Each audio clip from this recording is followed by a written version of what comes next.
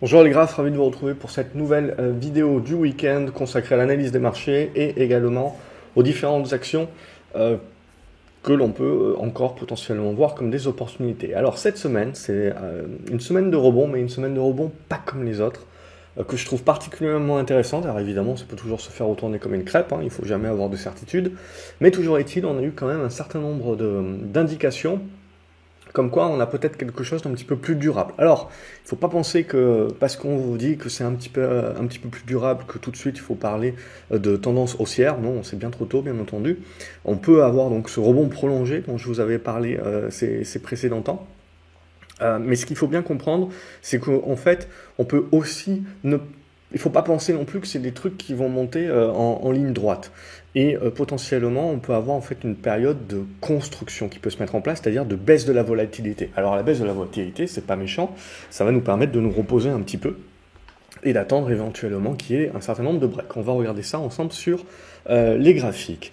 Ce qu'on peut se dire également d'un point de vue macro, et c'est là où j'ai fait exprès ces derniers temps pour celles et ceux qui lisent mes chroniques quasiment quotidiennes sur le site graphcobourse.fr. Si vous ne le faites pas, je vous invite à aller sur le site puisque j'écris des chroniques quasiment tous les jours et je dis souvent des choses que je répète pas forcément dans les vidéos, comme je prépare rien, ça peut, des fois j'oublie de dire des choses, mais en règle générale par écrit j'oublie moins.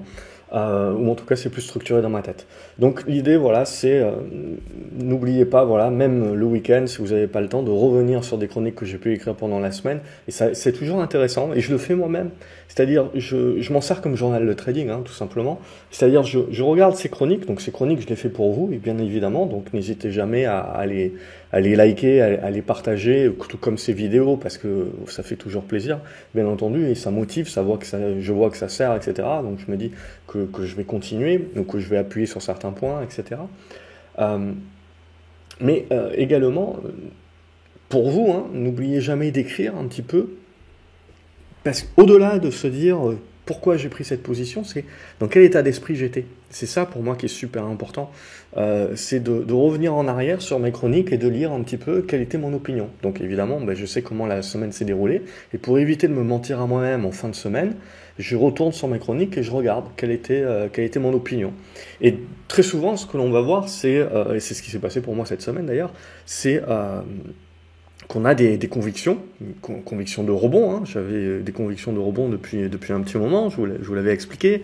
Là maintenant, évidemment, tous les experts et les analystes vous expliquent maintenant le pourquoi du comment c'est en train de monter, mais bon, ça fait partie du travail que l'on doit faire d'anticipation. Et ce que vous pouvez lire sur Twitter, etc., c'est du commentaire de marché. Ça vous aide pas. Une fois que ça s'est passé, je veux dire, ça vous aide absolument pas. Donc ce qu'il faut, c'est se préparer en amont, justement, pour avoir ces listes, etc., et bien comprendre ce raisonnement d'à-coup. Et c'est vraiment ça que je voulais vous pousser, parce que sinon, vous devenez fou. Parce qu'actuellement, on est dans un marché, justement, où il y a de l'inflation, et c'est concret, c'est réel, c'est ce qui est en train de se passer. Et on est en train de se demander, est-ce qu'on va aller vers plus d'inflation ou est-ce que c'est le pic et on va aller vers moins d'inflation, mais à quelle vitesse aussi, hein. Donc pour moi, et on le voit dans la stat chômage, c'est le fait qu'il faut éviter de croire également que tout va se retourner comme une crêpe du jour au lendemain. Non, ça va mettre du temps. L'économie américaine, on le voit, est encore solide. Et donc ce pic d'inflation, c'est un petit peu, vous commencez à réduire la hausse de l'inflation au fur et à mesure avant d'arriver au pic et de courber les chines. Mais c'est pas un truc qui va tomber de manière stricte. Et donc au niveau... Donc on a l'inflation, ça c'est le réel, et puis le marché, la bourse, c'est une bête humaine qui anticipe. Et donc là, cette semaine, mais c'était pas que cette semaine, je veux dire, il y a un mois également, on avait joué un à-coup sur oh mon Dieu la récession, et là on a joué un à-coup un peu plus fort, donc oh mon Dieu la récession. Donc on commence à faire baisser les taux, on commence à revenir sur un certain nombre de valeurs technologiques de croissance qui ont de la visibilité sur justement leur profit, leur croissance, et donc on commence à anticiper que les banques centrales ne pourront pas aller au bout.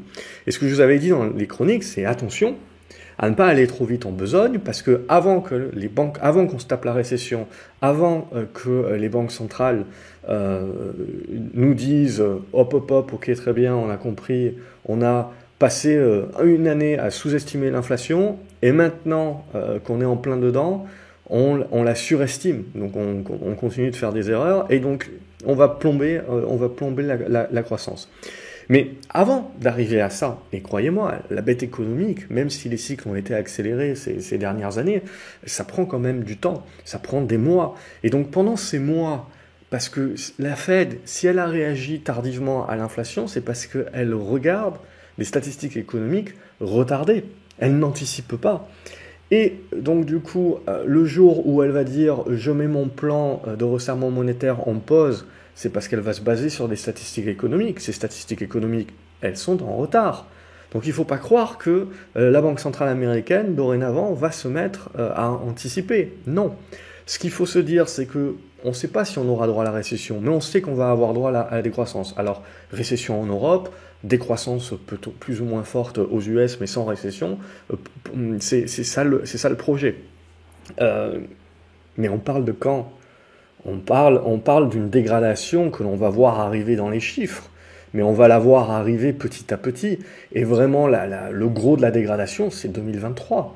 C'est pas avant. Donc il faut également se dire que par à coup, le marché anticipe et se focalise sur ça dorénavant. La problématique, c'est une problématique de décroissance dorénavant. Mais il va falloir, maintenant, au fur et à mesure, on va voir des statistiques et qu'on va avancer, c'est quel est le curseur, qu'est-ce qu'on anticipe. La décroissance, oui, mais combien ? La décroissance, oui, mais est-ce qu'on y va sur une pente douce ou est-ce qu'on y va sur une pente accélérée ?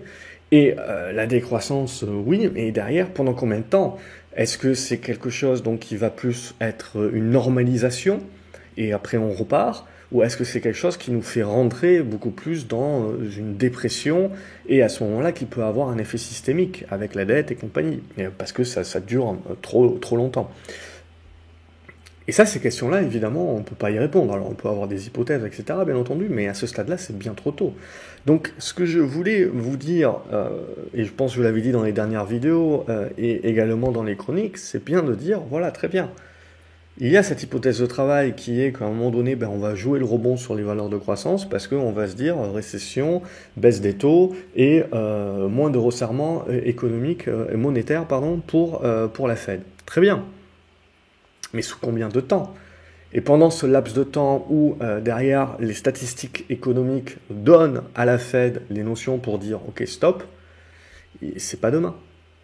Donc ce qu'il faut bien comprendre, c'est que la crédibilité des banques centrales est en jeu. Et comme je vous l'ai écrit, il ne faut pas s'attendre à ce que le discours change avant. Moi, je pense honnêtement, même si le discours peut être un petit peu plus dovish à partir de septembre, on continuera de resserrer. Donc jusqu'au midterms, je pense qu'il ne faut pas s'attendre à grands changements. Biden est au plus bas dans les sondages, sa seule carte, c'est d'essayer d'exploser l'inflation. Mais comme on le sait, la problématique, comme je vous l'ai dit, c'est pas les banques centrales aujourd'hui. La problématique, c'est justement que les gouvernements continuent de balancer énormément d'aides, qui sont inflationnistes. Donc ça sert un petit peu à rien. Et ce qu'il faut se dire, c'est que la montée des taux actuellement des banques centrales, il ne faut pas penser que ça a un effet sur l'économie maintenant, c'est faux. Ça a un effet sur l'économie parce que les opérateurs anticipent. Je vous avais fait une vidéo, la crise auto-infligée, quelque chose comme ça, parce que c'est l'idée en fait que comme on voit les taux qui remontent, on anticipe. Et c'est cette anticipation qui fait une première tension sur le marché. Mais en soi, on n'a pas encore la plénitude de l'impact de la hausse des taux. Donc c'est avant tout une anticipation des opérateurs. C'est pour ça que, par exemple, on continue d'avoir des statistiques économiques qui sont, quand on regarde les ISM, etc., certes, on sent que voilà, on est au pic également et qu'on va commencer à attaquer la courbe de dégradation. Mais quand on regarde le chômage, là, le chômage est encore très fort. Donc le marché du travail est encore très tendu. Donc je veux dire, tant que le marché du travail n'est pas attaqué, tant que vous ne commencez pas à avoir une hausse du chômage, votre inflation va continuer de monter. Donc il est... alors certes, ça va certainement beaucoup moins monter qu'avant, etc. Et on va en effet anticiper le pic, bien entendu. Mais on ne peut pas croire que c'est un truc qui va se casser la figure du jour au lendemain. Non, ça va prendre énormément de temps. Et vous avez besoin aujourd'hui d'arrêter la machine économique et donc de remonter de 1 ou 2% votre chômage pour qu'on tue complètement l'inflation. Et potentiellement, donc, il faut une année, peut-être, voire deux, pour complètement tuer l'inflation. Donc c'est ça qui est important pour moi, et c'est ça où je vous disais, tout est une question de timing et d'horizon, parce que tous les scénarios sont entremêlés, et on procède par à coup. Un coup, les statistiques économiques sont plus solides que ce qu'on pense, et donc ça repousse d'autant la récession, ça repousse d'autant le fait que les banques centrales vont dire stop, donc ça veut dire que en juillet on va avoir une hausse de taux. Alors 0,5, 0,75, je partirai sur du 0,5, mais pour moi ça c'est déjà pricé par le marché. Ce qui n'est pas pricé par le marché éventuellement, c'est septembre. Septembre, est-ce qu'on aura à nouveau une hausse de taux? Je pense qu'on aura la hausse des taux, mais qu'on va partir sur du 0,25. Et qu'à partir de fin septembre, on aura notre 0,25 et la Fed peut potentiellement nous dire, ok, maintenant on va attendre de voir les stats avant de rehausser. Donc c'est pas on redevient accommodant, c'est on stoppe le resserrement pour l'instant et on attend de voir. Alors, comme on est toujours derrière la courbe d'inflation, d'une certaine manière, on reste accommodant, on reste dans des taux réels négatifs. Donc, c'est ça qui est important vraiment de se dire, et c'est de la même manière qu'on va regarder la hausse des salaires, pour savoir si l'inflation va être durable et de second tour. Quand on regarde en Europe, on voit très bien aujourd'hui qu'il n'y a pas de pression de hausse de salaire. Les hausses de salaire sont bien en dessous de l'inflation. Donc pour l'Europe, je dirais que c'est un non-problème. Aux US, par contre, c'est un petit peu plus timoré. On est peut-être déjà dans cette inflation de second tour, mais il faudra avoir confirmation sur la hausse des salaires dans les services. C'est ça qui fera le penchant. Donc on comprend bien également que les banques centrales et les gouvernements aussi devraient être plutôt... si on veut casser l'inflation, il faut casser absolument très rapidement les choses pour éviter que la population se sente obligée de demander des hausses de salaire. Parce qu'une fois que c'est parti, là, derrière, c'est un cercle vicieux et c'est très difficile d'en sortir. Donc c'est là où on comprend un petit peu le sentiment de panique et d'urgence. Mais la crédibilité des banques centrales, aujourd'hui, ils vont pas venir maintenant nous expliquer que ah oui, on a cassé l'économie et donc on va arrêter de resserrer. Non, non. Ils vont faire le plan. C'est comme la BCE, elle doit sauver l'euro. On voit que l'euro arrive à parité, donc la BCE également, elle va resserrer. Bien entendu qu'on a une marge de manœuvre qui est fine, encore plus en Europe qu'aux US. Bien entendu qu'on ne va pas relever les taux jusqu'à casser l'économie. Okay, le discours, bien entendu, est autre, mais parce qu'il faut que le discours soit autre pour également calmer le jeu des investisseurs. Mais voilà, on est exactement dans ce qu'on pouvait décrire il y a 2 ans, facilement. La problématique, c'est toujours la même, c'est pas finalement de décrire les scénarios, c'est le timing des vagues et des sous-vagues. Et là, en l'occurrence, vous le voyez bien, on avait la vague inflation, et puis on avait des sous-vagues de relents, on en parlait déjà il y a 3 mois. Oui, mais attention quand même, à un moment donné, le problème, ça va être la croissance. Et petit à petit, le marché maintenant est en train de presser que le problématique, ça va être la croissance, et l'inflation, c'est des sous-vagues. C'est-à-dire qu'une stat est un peu plus forte que prévu, hop, on se remet, on refait un à-coup sur « Oh mon Dieu, l'inflation n'est pas prête de partir » et donc du coup, ça repousse un petit peu plus loin tout le côté décroissance, etc. Et ainsi de suite. Mais ce que je ressens quand même, à titre personnel, c'est que c'est maintenant le sujet croissance qui a pris beaucoup plus de puissance que le sujet inflation. Donc on a changé, en fait, c'est la tendance, ça devient la décroissance. Donc c'est ce qu'on joue en scénario de fond. Et par à-coup, on a des à-coups de retour, de relance d'inflation par rapport à des stats qui sortent. Et par exemple, la stat chômage a été, pour moi, ça valide. On a une stat qui sort où on voit que l'emploi est quand même très fort, encore une fois, etc. Mais vous avez vu, le marché a réagi comme il devait réagir dans les premiers instants. Mais ensuite, on a revalidé le scénario de fond de décroissance. C'est-à-dire que le marché, si vous voulez, il fait le tri des patates entre Ouais, j'ai une stat qui vient de sortir et c'est une stat qui m'explique que bon, l'économie US va encore bien, donc la récession c'est pas pour tout de suite. Donc du coup, ma banque centrale va continuer de faire son plan. Donc du coup, mon inflation, elle est quand même là et elle va quand même rester encore forte. Mais après, ce que le marché nous dit là sur la clôture, on n'est pas encore à la clôture, mais ce que le marché nous dit sur la suite très rapidement, hein, en 1 heure de cotation, c'est oui, mais ça, je le sais déjà. Je sais déjà, je l'ai déjà pricé, je l'ai déjà anticipé, je sais déjà tout de ça. Ce que je joue quand même, c'est que certes, c'est encore puissant, c'est encore fort, ça va encore tenir, mais ça va dégrader. Et donc, je suis déjà peut-être je suis déjà en train d'essayer de pricer décembre 2022 ou janvier 2023, et je suis déjà en train d'essayer de pricer la suite. Et évidemment, ce qui va nous intéresser et qui va jouer les arbitres, pour moi, ce sont les résultats des entreprises. On a quelques analystes qui commencent à revoir le consensus. Je vous ai fait une vidéo notamment sur les dangers d'utiliser le PER, etc. Je la publierai, j'espère, lundi.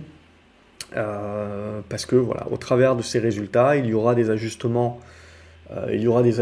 Donc des analystes, des ajustements de ratios financiers, de PER, etc. Est-ce qu'il peut vous paraître pas cher si ça peut être plus cher que pas cher parce que vous dégradez un petit peu les profits. Et donc ce qui sera important pour moi, c'est pas réellement la dégradation des profits ou plutôt la dégradation des perspectives que les dirigeants vont donner pour la suite de l'année. Ça va être de savoir de combien on parle. C'est ça qui va être super important parce que le consensus aujourd'hui est quand même très positif, il n'a pas revu énormément de choses, donc c'est de ça dont il faut se méfier. C'est finalement que les résultats sont meilleurs ou pires que prévu, c'est pas ça qui est vraiment important. Ce qui va surtout m'intéresser, c'est les perspectives des dirigeants. C'est ça qui peut impacter, je dirais, la volatilité des titres surtout. Et ensuite, la revue des objectifs du consensus, des analystes. Ça aussi, ça peut vous donner une volatilité supplémentaire. Et globalement, les faire devenir plus prudents que ce qu'ils sont aujourd'hui. Donc évidemment, on a du mal, la macro est toujours très solide, donc je pense qu'essentiellement, on aura des bons résultats. Mais c'est pas ça qui va être vraiment important, c'est derrière, pareil, jouer en fait la dégradation des 6 prochains mois. C'est là où ça va se jouer. Donc, pour moi, en rôle d'arbitre, parce que s'il y a un truc qu'on n'a pas éventuellement encore pricé, c'est si les résultats sont vraiment dégradés. Alors quand on regarde la macro, on se dit bien que ça va commencer à caler et les dirigeants risquent d'être un petit peu plus pessimistes ou prudents sur la seconde partie de l'année.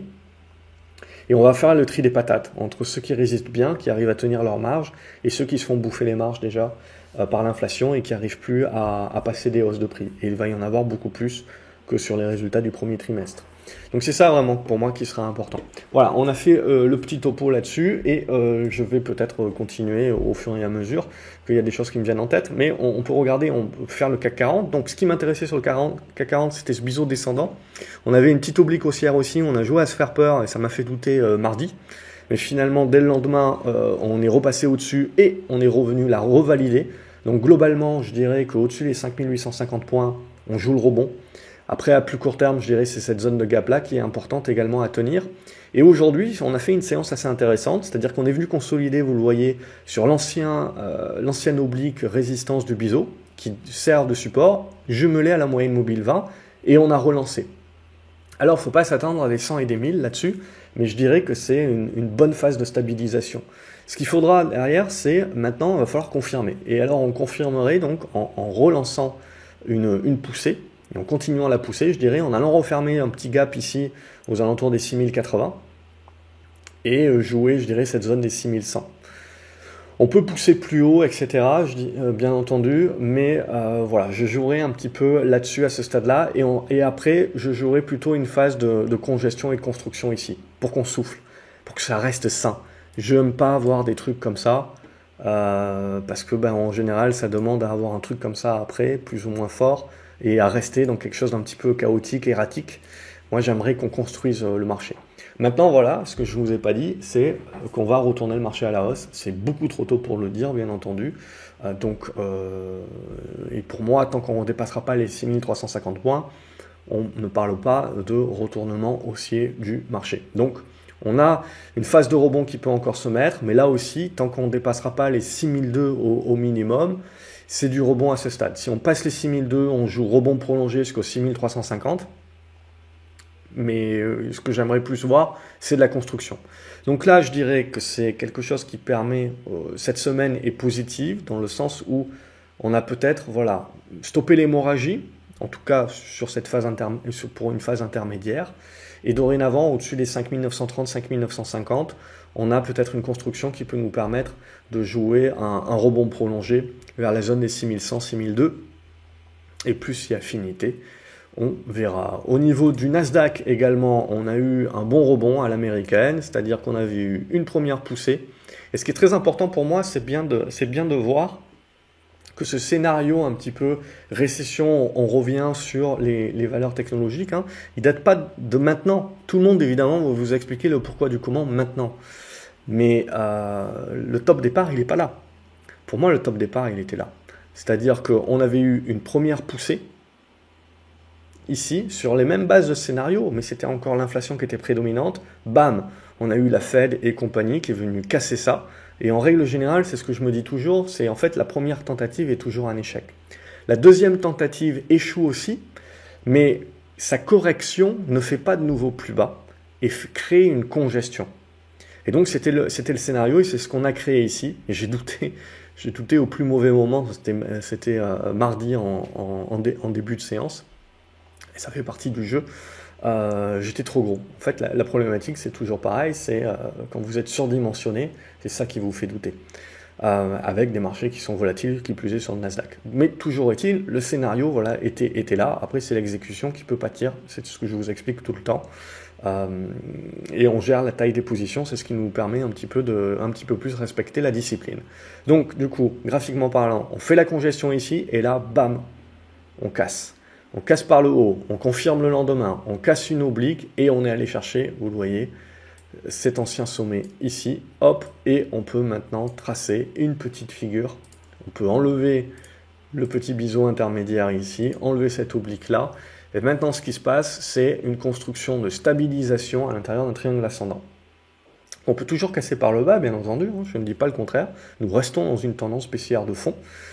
Mais toujours est-il que ça, pour moi, c'est positif. Et ça sera d'autant plus positif si on prend le temps de construire là-dedans, de valider le support. Et donc, je partirai sur la zone des 11007 pour moi, qui est vraiment importante à tenir. Et tant qu'on va tenir cette zone des 11007, je joue le côté construction pour jouer la cassure par le haut et une nouvelle poussée haussière vers la zone des 12008 et des brouettes. Ça peut se faire tout de suite d'un coup, mais pour moi, ça ne sera donc du coup que, tant mieux, on en profitera, mais ça ne sera que fragiliser la durabilité du mouvement. Quand je parle de durabilité du mouvement, hein, même si on vient à le construire et à casser que plus tard, ça reste quelques semaines. Hein. On reste dans une tendance baissière de fond, donc on joue un mouvement qui est plus qu'un mouvement de rebond technique, qui devient un mouvement de rebond, j'appelle ça prolongé. Donc c'est juste pour donner cette définition de dire, voilà, il faut s'attendre à des trucs un peu plus construits, et où on n'a pas les vendeurs qui nous retournent comme des crêpes du jour au lendemain, et donc on n'est plus vraiment en mode prendre ce qu'il y a à prendre, on est toujours en mode prendre ce qu'il y a à prendre, mais dans l'idée, pas je garde ma position 2 jours, mais dans l'idée, voilà, je joue éventuellement la construction d'une congestion, la cassure par l'eau et donc une tendance un peu plus prolongée sur quelques jours, quelques semaines. Donc c'est ce que j'ai envie de jouer là. C'est-à-dire j'ai pris suffisamment de rebonds en mode prendre ce qu'il y a à prendre pour cette fois-ci essayer de tenir les positions, quitte à sortir à break-even ou légèrement en perte. C'est le jeu, mais maintenant, pour moi, le marché est en train de rentrer dans un moment où on a le droit à nouveau de tenter des poussées un peu plus durables. Ça marche pas, tant pis, hein, on sortira, mais c'est le moment de marché où justement il faut plus avoir la casquette qu'on avait là ces 2 derniers mois où on était vraiment en mode prendre ce qu'il y a à prendre et on jouait vraiment la volatilité. Là, on conserve un petit peu plus, on essaye de jouer les constructions et les tendances. Tout en restant court terme, mais je pense qu'on peut jouer comme ça. un petit peu plus durable. Le 10 ans américain, on va regarder le 10 ans américain. Donc on a eu, c'est toujours ça qui est le plus intéressant pour moi, donc la peur de la récession, elle est là. Et là, oh mon Dieu, ben en fait, l'économie US, elle tient super bien, donc la récession, c'est pas pour maintenant. Donc du coup, ben, j'ai pas besoin de me couvrir en achetant des obligations. Et donc j'ai mes taux qui remontent et j'ai mes prix d'obligataires qui descendent. Et donc là, l'idée, c'est de se dire, bon ben, la récession, c'est pas pour tout de suite, donc je casse les petites pattes arrière à mon scénario récession et donc retour sur les valeurs de croissance, et je me remets sur des valeurs cycliques. Et donc on a vu les valeurs pétrole, métaux, etc. beaucoup rebondir, on en reparlera plus tard. Mais l'idée, c'est pas de vous faire balader comme ça tous les jours. Parce que comme je vous l'ai dit, c'est pour ça que j'utilise le terme à-coup. C'est bien pour vous faire comprendre que on va prendre des à-coups. Et c'est normal. Mais ce qui nous intéresse dans ces à-coups et dans ce zigzag, c'est qu'est-ce qu'on est en train de construire. Donc, on sort de Twitter, on sort la tête de Twitter à regarder les analystes nous commenter ce qui s'est passé hier, et on essaye de regarder un petit peu, parce qu'on est très bien. Moi, on est tous capables de dire, ben voilà, c'est assez simple. Le marché, il a joué la récession. Là, le marché, il est en train de jouer. Il n'y a pas la récession. Oui, vous êtes sûr, vraiment? Qu'est-ce qu'on est en train de faire là? On a une résistance ici. On a une tendance baissière. Donc, tendance baissière, ça nous explique que la dynamique de fond demeure une dynamique de hausse des taux. Mais pour autant, en fait, ce que l'on a pour l'instant, tant qu'on ne fait pas un truc méchant comme ça, là, évidemment, c'est de la construction. Donc, ce retour ici de la peur de l'inflation et la récession, c'est pas pour demain, les amis, ce n'est que graphiquement qu'un retour à la moyenne. Évidemment, j'ai envie de voir qu'on tienne ici. Parce que si on tient ici, qu'on relance ici et qu'on commence à faire du zigzag, bam, on va avoir les deux scénarios qui s'entrechoquent et il n'y en a aucun qui est plus fort que l'autre. Et ce qu'il faudra attendre, c'est de sortir de la figure par le haut ou par le bas pour à nouveau valider un scénario plus qu'un autre. C'est-à-dire, vous sortez par le bas, on revient sur les cycliques, en mode plus que du rebond technique, quelque chose d'un peu plus durable. On sort ça par le haut, on appuie sur les valeurs de croissance pour jouer le rebond prolongé. Mais rebond prolongé ne veut pas dire retournement de la tendance à la hausse sur les valeurs et YOLO et compagnie. Vous êtes toujours dans une tendance baissière sur le 10 ans américain. Donc ça doit juste... C'est important, c'est une question d'horizon de temps et de timing. J'espère que je suis le plus clair possible. Et pour moi, c'est ça qui est important. Et donc, éloignez-vous de Twitter et tout le monde qui va tweeter et vous expliquer pourquoi la bourse monte un jour et le lendemain pourquoi elle baisse. Et puis le surlendemain, ils vont vous expliquer avec les mêmes raisons sur lesquelles ils vous avaient expliqué pourquoi c'est monté le lundi, ils vont vous expliquer le mercredi pourquoi ça a baissé avec les mêmes raisons. Donc, on arrête. Il faut bien comprendre aussi que les marchés, c'est pas forcément un vase communicant instantané. C'est ça aussi qui est important de bien comprendre. Le Brent. Donc, j'ajuste un petit peu mes trucs puisque mes graphiques maintenant sont ajustés. Je les ai ajustés puisqu'on est sorti de la période de dividendes et j'en ai profité pour mettre l'ajustement sur les rollovers aussi, sur les futurs. Donc, au niveau de notre pétrole, donc même chose, oh mon Dieu, la récession, ce que je vous avais dit la semaine dernière, c'est ce qu'il faut bien se dire, c'est que 20% de la hausse des prix du pétrole, c'est lié à la demande. La demande que l'on a aujourd'hui, c'est la même demande que l'on avait avant le Covid. Globalement, ce qui a changé, c'est des problèmes d'approvisionnement et la guerre.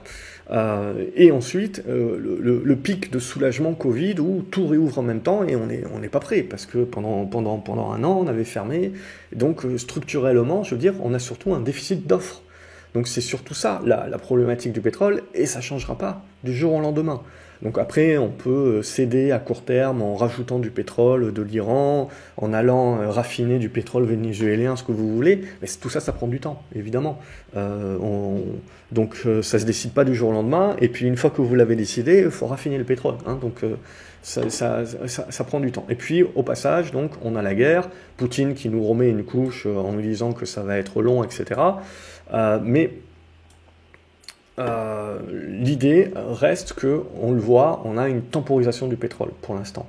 Et ce qu'il faut bien se dire, c'était ce que je vous avais dit, voilà, c'est pas parce qu'on a peur de la récession qu'il faut croire que le Brent va se casser la figure d'une manière très forte, puisque bah, la demande en soi, oui, peut se faire un petit peu casser les pattes arrière, mais pas non plus énorme. Et puis regardez les gouvernements, bouclier machin, chèque cadeau, donc je veux dire, c'est malheureux, mais on dépense de l'argent public pour se maintenir dans une pression inflationniste. Et puis en plus, pas de bol, la grosse problématique c'est l'euro. L'euro arrive à parité, donc ça ne nous aide pas. Ça ne nous aide pas, et donc la BCE a intérêt à frapper. Donc du coup, au niveau de la BCE, et c'est là où il y a peut-être un coup à jouer sur le rebond des banques, qui avait pris un shoot, même chose, parce que, oh mon Dieu, la récession. Mais là, on joue le rebond, parce que la récession, bah, elle est peut-être pas pour tout de suite, elle est peut-être pas aussi puissante que ce que l'on croit. Et en attendant, on a la BCE qui va devoir frapper fort, parce qu'elle a besoin de soutenir l'euro. Donc elle va peut-être partir sur du 0,5 direct. Et ça peut permettre aux banques éventuellement de bien rebondir et de supporter l'idée. On aura de toute façon la validation plus tard. Donc au niveau de mon Brent, voilà, j'ai la même idée là-dessus, c'est qu'on est en train de temporiser, de neutraliser. La tendance haussière est toujours une tendance de fond. On a validé le support ici aux alentours des 98 et de brouettes, et on est en train de faire le rebond. Mais on va bloquer ici. On va bloquer, alors ça sera l'idée évidemment s'il n'y a pas une explosion, un truc, un machin, mais l'idée c'est qu'on bloque ici et qu'on commence à naviguer ici, et à un moment donné qu'on casse par le bas pour une nouvelle X ou Y, ça n'a pas besoin d'être la récession, mais en gros, le pétrole peut très bien baisser parce qu'à court terme, il se dit qu'il a un petit surplus d'offres qui lui permet de répondre à la demande, ou sa demande est dégradée. Mais à moyen long terme, on le sait très bien, ce déficit d'offres va être maintenu, va être conservé, et donc il faut s'attendre à du pétrole, à des prix du pétrole chers. Je rappelle qu'un pétrole cher, ce n'est pas un pétrole à 110 $, c'est un pétrole très cher ça. Un pétrole cher, c'est un pétrole déjà à 60-70 $. C'est un prix, on en avait parlé pendant longtemps, c'est un prix qui satisfait tout le monde, 60-70 $. Tout le monde gagne son beurre avec ça, il gagne très bien sa vie, donc on n'a pas besoin d'un pétrole à 100-110 $, ça c'est récessionniste. Donc c'est inflationniste, et puis après c'est récessionniste. Donc voilà, l'idée c'est de calmer le pétrole un petit peu, mais de ne pas croire que ça va se retourner comme une crêpe et que ça va devenir une tendance baissière. Non. Probablement pas, pour les raisons que je vous ai esquissées, et là, faire bien la différence entre ce qui l'impacte à court terme et la tendance de fond à plus long terme, et c'est vrai pour tout. On arrive sur le cuivre, on peut regarder le cuivre, donc le cuivre indicateur économique, donc évidemment qui s'est cassé la figure, donc oh mon Dieu la récession, etc. Et puis là, bon, on est en train de faire du rebond, c'est du rebond technique, parce que l'idée c'est de se dire, bon, la Chine, elle, sa banque centrale est accommodante, donc ils veulent relancer avec le zéro Covid, etc. Et ils veulent essayer d'atteindre 5% de croissance. Ce sera un petit peu dur cette année, bien entendu, ils se sont tirés une balle dans le pied, mais ils vont le tenter, donc une espèce de soutien sur les matières premières, etc., éventuellement de ce soutien et de ce côté accommodant des banques centrales chinoises pour pousser. Mais pour autant, graphiquement parlant, quand je regarde le graphique, la Chine aura beau pousser tout ce qu'elle veut, pour l'instant, le cuivre m'indique que on s'est fait calmer. Donc c'est pas que le cuivre, c'est énormément sur beaucoup de métaux, ça s'est énormément calmé. Je pense qu'il faut y voir de la désinflation, mais il ne faut pas y voir de la déflation comme prochain target, parce que pour moi, même si en effet on revient sur les niveaux des 3 $, par exemple sur le cuivre, ce qu'il faut bien se dire en fait, c'est que je pense qu'on est dans un nouveau normal, où avant on était habitué à des prix du cuivre par exemple qui fluctuaient entre 2 et 3 $, et maintenant il va falloir s'habituer entre 3 et 4 $ par exemple. Donc on est en effet dans une désinflation des matières premières par rapport au pic de soulagement Covid, où on a eu pic de demande qui est relâché par rapport à une offre qui est tendue et qui va rester tendue, mais cette demande, elle commence à baisser parce que l'effet soulagement s'estompe Et ensuite, éventuellement, on se tape une normalisation de l'économie. Donc tout ça, la demande va se normaliser avec le temps. Donc c'est ça qui va aider, qui aide à court terme globalement à faire baisser les prix. Mais après, on va reprendre une tendance linéaire, parce qu'à long terme, on reste dans des déficits.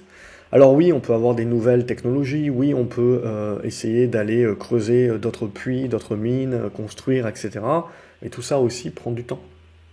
Donc des nouvelles capacités d'offres n'arrivent pas sur le marché comme ça aussi facilement. Donc en attendant, la variable d'ajustement, c'est le prix. Donc au niveau du cuivre et pour tous les autres matériaux, je partirai du principe, même chose. À court terme, pour moi, ça va rester sur des prix maintenant qui sont normalisés. Mais ce qu'il faut s'attendre, c'est qu'il y ait des constructions. Que ces constructions, on les casse par le haut. Et à ce moment-là, que les tendances haussières se reprennent, mais pas en exponentielle, des hausses plus linéaires. Et ce qui va être très intéressant, c'est justement les gouvernements aujourd'hui et les banques centrales veulent taper sur l'inflation et donc détruire un petit peu l'économie, mais en ce moment, ils se tirent un petit peu dans les pattes parce que les gouvernements continuent avec les chèques cadeaux, donc ça sert un petit peu à rien.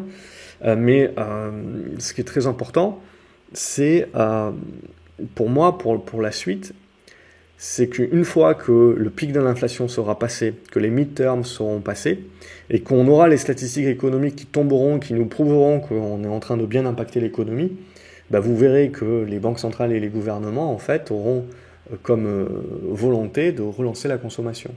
Et en relançant la consommation, de mettre en place des politiques, etc., qui vont relancer également l'inflation. Et là, vous verrez que l'inflation ne sera plus un problème. Le problème, ce sera la croissance. Et on fera tout pour relancer la croissance. Et tant pis si ça relance également la hausse des prix. Donc c'est ça le prochain scénario pour moi à jouer. Mais c'est un scénario dans un an et demi. Vous voyez, et on jouera et on se répétera les histoires d'à-coups en attendant que le marché se fasse une idée. Donc les à-coups, c'est quand vous êtes en train de normaliser le truc, c'est quand vous êtes en train de construire une construction, une congestion. Et une fois que vous sortez de la congestion, eh ben vous avez une nouvelle tendance. L'or, on peut regarder l'or également, ça fait rien, hein, on casse par le bas, le dollar est très fort, donc faut pas se faire des nœuds au cerveau, on laisse tomber l'or jusqu'au jour où les banques centrales redeviennent accommodantes. Donc ça veut dire qu'il faut que l'économie se dégrade. Donc tant que vous n'avez pas ça, l'or, ça fait rien. L'argent, c'est la même chose, hein, même verdict, ça casse par le bas, c'est terminé. Bon, globalement, c'est quelque chose qui a déjà été donné, vous le voyez, au printemps, et qui est confirmé maintenant ici. Alors on va quand même revenir sur des niveaux qui sont intéressants, qui sont des niveaux de pré-Covid ou d'après-Covid, les deux. Donc je ne pense pas qu'il faut tuer les métaux non plus, mais on est en train de revenir sur des zones de soutien. Mais avant que l'on relance des tendances haussières dignes de ce nom, bon, il se passera un petit peu de temps. Niveau matières premières agricoles, même chose. Donc quand on regarde les magazines actuellement, c'est la pénurie, le truc, le machin. Dites-vous bien qu'en règle générale, ouais, c'est le magazine, etc., ou l'émission, c'est retardé. Ce que l'on a actuellement, on le voit, c'est des prix qui sont revenus à avant la guerre. Alors il y a des rebonds techniques qui se mettent en place, etc., mais on devrait les stopper assez rapidement et ensuite passer dans des constructions. Donc ce que l'on voit globalement, c'est la baisse de toutes les matières premières. Ça, il faut s'en féliciter d'une part pour tout un chacun, ça c'est le plus important, et pour la projection évidemment de désinflation. Et on en reparlera plus tard, il faudra attendre, on en reparlera plus tard quand, à nouveau, les politiques deviendront beaucoup plus accommodantes et que les prix remonteront, mais pour l'instant, je dirais qu'on a calmé le jeu, et tant mieux. Et ça va aider également les entreprises, c'est cela aussi dans les résultats d'entreprise. Alors ce qu'il faut se dire, c'est que ça, ce sont les prix futurs, donc globalement, les entreprises, elles n'en profitent pas tout de suite. Elles sont encore aujourd'hui en train de payer des prix beaucoup plus hauts, etc., si elles n'étaient pas hedgées encore plus. Mais ça peut donner des perspectives au PDG de se dire, bon ben ouais, on s'est fait rogner les marges, mais comme les prix ont pas mal baissé, ben je projette que sur les 6 prochains mois, je vais pouvoir un petit peu retrouver mes marges. Donc on peut avoir des doubles discours qui peuvent être intéressants. J'attends vraiment, plus que les résultats, pour moi, c'est les propos des PDG qui seront vraiment importants. Le gaz également, alors c'est le gaz américain. Pareil, vous voyez, c'est pas mal résorbé. Globalement, on est revenu sur les niveaux avant la guerre. C'est comme si ça n'existait pas. D'ailleurs, quand je regarde les informations, apparemment, il n'y a plus de guerre en Ukraine. C'est malheureux pour le peuple, mais c'est comme ça.